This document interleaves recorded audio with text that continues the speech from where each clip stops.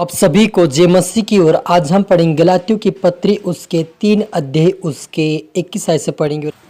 तो क्या व्यवस्था परमेश्वर की प्रतिज्ञाओं के विरोध में है?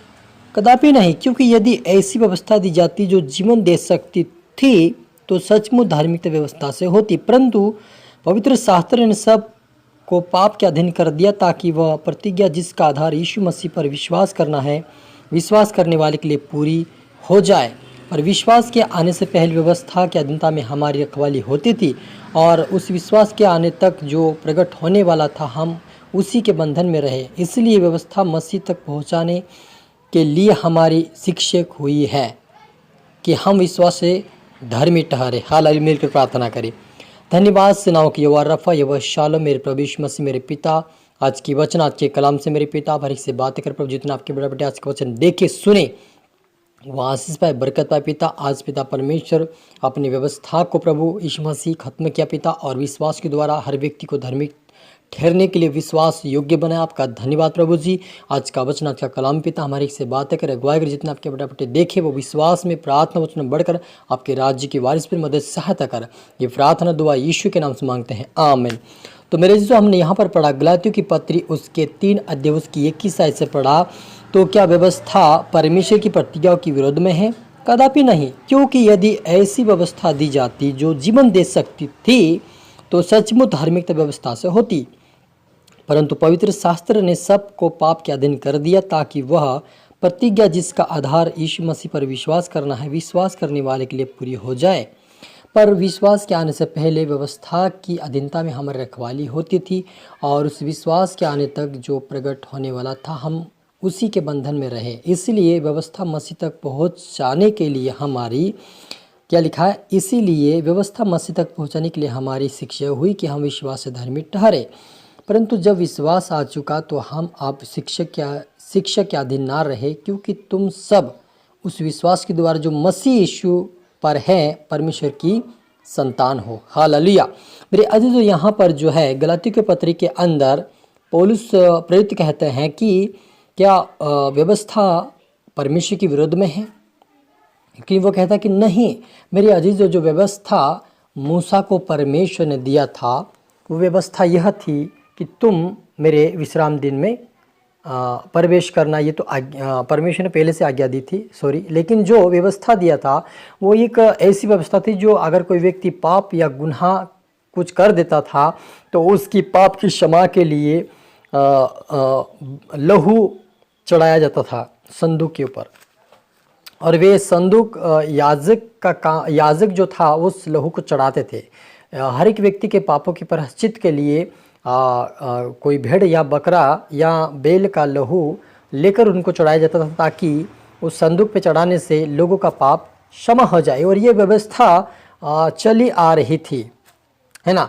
हम देखते हैं कि जब परमेश्वर के विरोध में जब किसी गलती गुनाह होती थी तो वे पाप बलि होम बलि चढ़ाते थे। कैसे कि जब इजराइली लोगों को परमेश्वर ने एक व्यवस्था दिया था कि मैं इज़राइल के अंदर मिस्र देश के अंदर में क्या करूँगा, मिस्र देश में मैं एक मृत्यु को भेजूँगा, और जिस घर के बाहर लहू लगा रहेगा जानवर का, बकरी भेड़ का, तो वो छोड़ दिया जाएगा, लेकिन जिसके ऊपर नहीं रहेगा वो उस घर के अंदर हर एक पहलौटा मर जाएगा। तो उन्होंने एक व्यवस्था परमेश्वर ने दिया था कि ये व्यवस्था तुम लगाओ, चौखट पर लहू लगाओ और अपने परिवार के व्यक्ति के अनुसार काटो और उसको भून कर खाना है। तो व्यवस्था को उन्होंने परमेश्वर ने दिया और मूसा के द्वारा वो लोगों ने पालन किया और वे चली आ रही थी। तो व्यवस्था परमेश्वर के विरोध में नहीं थी, लेकिन लोगों के पापों की क्षमा के लिए और रखवाली के लिए कि लोगों को सुरक्षित परमेश्वर तक पहुंचाए। लेकिन कहीं ना कहीं वो व्यवस्था लोगों के जीवन में ज़्यादा पाप बनने लगा, अधिक से अधिक पाप करने लगे और अधिक से अधिक वो होम पाप बलि चढ़ाने लगे। तो परमेश्वर ने अपने पुत्रों को भेजा, क्योंकि वो उन्होंने एक वायदा किया था अब्राहम से कि मैं तेरे वंश को बचाऊंगा, मैं तेरे वंश को अनगिनत करूंगा। वो एक वायदा था, परमेश्वर की वाचा थी, और उस वाचा के अनुसार परमेश्वर ने अपने पुत्र यीशु मसीह को भेजा, और जो कोई यीशु मसीह के पर विश्वास करे उसका उद्धार हो जाए। तो यहाँ पर लिखा है कि परंतु जब विश्वास आ चुका तो हम अब शिक्षा के अधीन ना रहे, क्योंकि तुम सब उस विश्वास के द्वारा जो मसीह यीशु पर है परमेश्वर की संतान हो। और तुम में से जितनों ने मसीह का बपतिस्मा लिया है उन्होंने मसीह को पहन लिया है। तो मेरे जीजो, सारे जगत का पाप यीशु मसीह हर ले गया, अपने ऊपर ले लिया, और वे मारा गया, गाड़ा गया, तीसरे दिन जी उठा और आज वो स्वर्गीय राज्य में है। तो आप और मेरे पापों को प्रभु यीशु मसीह ने मिटा दिया है। आप और मुझे किसी व्यवस्था की ज़रूरत नहीं है, अब उस परमेश्वर के वचन की और आज्ञा की ज़रूरत है। आप लोग कहेंगे व्यवस्था तो मूसा को 10 आज्ञा भी परमेश्वर ने दिया, तो व्यवस्था जो है एक व्यवस्था के रूप में है। जैसे कोई पाप बलि, हम बलि, मेल बलि, ये परमेश्वर की व्यवस्था थी, लेकिन जो आज्ञा है वो अलग है। मूसा ने आज्ञा को यीशु मसीह ने मूसा की आज्ञा को ख़त्म नहीं किया। आज्ञा वैसे ही है, आज भी 10 आज्ञा मानी जाती है और वे आज्ञा आज भी चली आ रही है और प्रभु यीशु मसीह ने उसी को पूरा किया है। अपने माता पिता का आदर करो, यीशु मसीह ने बोला है। पड़ोसी से प्रेम करो, यीशु मसीह ने बोला है। विचार से दूर रहो, यीशु मसीह ने बोला, उस वचन को पूरा किया। लेकिन व्यवस्था को यीशु मसीह ने जो खत्म किया है वो व्यवस्था यह है कि हम संसार की अधीनता में चल रहे थे और अपने पापों की क्षमा के लिए हम अपने कुछ भी अपने ही भेड़ बकरी में से देते थे लहू। तो वो चीज़ों को परमेश्वर ने कहीं ना कहीं ख़त्म किया और आप और मुझे परमेश्वर की संतान होने का अधिकार दिया है। और वह अधिकार कब मिलेगा? जब हम अंगीकार करेंगे, जब हम विश्वास करेंगे। रोमियो की पत्री शायद उसमें रोमियो देखते अपन वचन देख लेते हैं। तो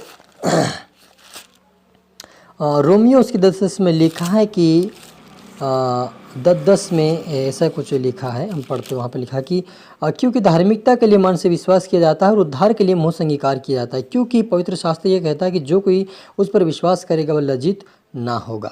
हालेलुया। तो ये धार्मिकता क्या है? धार्मिकता के लिए मन से विश्वास करना और विश्वास किया जाता है और उद्धार के लिए मुँह से अंगीकार करना। यदि आपको प्रभु यीशु मसीह से उद्धार चाहिए या पापों की क्षमा चाहिए तो आपको प्रभु यीशु मसीह के पर विश्वास करना होगा। हालेलुया। क्योंकि पहले समय में क्या होता था, जब उद्धारपना था या कुछ परमेश्वर के पर कुछ मांगना था या परमेश्वर के पर कुछ विश्वास करना था या कुछ चंगाई या पापों की क्षमा थी, तो उस समय पाप बलि, हम बलि, मेल बलि, ये सारी चीज़ें को चढ़ाया जाता था संदूक के ऊपर। और वे संदूक परमेश्वर का एक वचनों का भरा हुआ एक संदूक था, और जब उसके पर लहू छिड़का जाता था तो भी उनके लोगों का पाप क्षमा या परमेश्वर से मेल मिलाप कर सकते थे। ऐसा उन्होंने व्यवस्था बनाई थी। लेकिन आज वो कहता है कि यदि तुम मन से विश्वास, धार्मिकता के लिए मन से विश्वास करें और मुँह से अंगीकार करें, तुम्हारा उद्धार हो जाएगा। और हमने यदि यीशु मसीह का बपतिस्मा लिया है तो हमने प्रभु यीशु मसीह को पहन लिया है, और अभी हम फिर से संसारिक रीति में और पाप और बुराई में भागी नहीं होना है। ताकि हमने विश्वास किया है तो हम धार्मिक ठहर गए हैं, तो हमें दोबारा पाप नहीं करना है। क्योंकि पुराने नियम जो व्यवस्था थी, उस व्यवस्था में ऐसा था कि एक बार आपने चढ़ा दिया तो पाप क्षमा हो गया, फिर दोबारा आप नहीं कर सकते, ऐसा नहीं था। वहाँ पर अगर दोबारा भी गलती होगी तो वो पाप की क्षमा के लिए वो फिर परमेश्वर के पास जाता था और पापों की क्षमा मांगता था। लेकिन आज यीशु मसीह बार बार कहता है कि तुम दोबारा पाप में ना जाओ, बार बार अपने जीवन को पापों में ना रहे, लेकिन आप परमेश्वर की पवित्रता में जीवन जिए। तो मेरे योग्य चाल चलो, तो मेरी इच्छा पे चलो, प्रभु यीशु मसीह कहता है। इसलिए आप और मुझे उसकी इच्छा यही है कि हम धार्मिकता का जीवन जिए, आज्ञाकारिता का जीवन जिए, वचन का जीवन जिए, उसके राज्य के वारिस बने, यही चाहता। हाल मिलकर प्रार्थना करिए। धन्यवाद स्वर्गीय पिता, आज की वचन के कलाम से अपने हर एक से बात है कि आपका धन्यवाद प्रभु, जितने आपके बड़े बड़े आज के वचन देखे सुने हैं वो आशीष पाए, बरकत पाए। आज से ये पवित्रता में, विश्वास में मजबूत बने पिता। आपके आज्ञाकारी बनकर चला, आपके राज्य की वारिस बन, मदद सहायता का मेरे पिता। ये प्रार्थना दुआ यीशु के नाम से मांगते हैं, आमीन।